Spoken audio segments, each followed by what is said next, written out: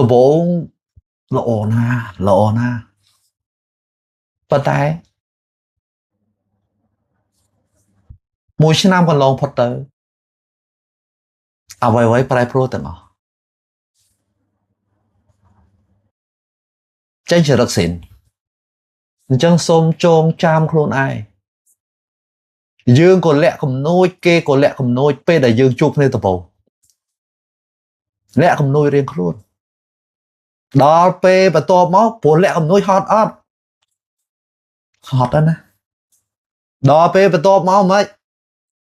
គេហៅថាអង្គខ្លាចជាបាយហើយបលែងផឹងចេញចរិតស៊ីនបញ្ហាអត់បញ្ហាយល់បានទេសូមចាប់អារម្មណ៍បើសិនជាបេះដូងពិតប្រកបអត់បាត់តាណាទេតែបើបេះដូងខ្លាំងខ្លាយគឺបែបហ្នឹង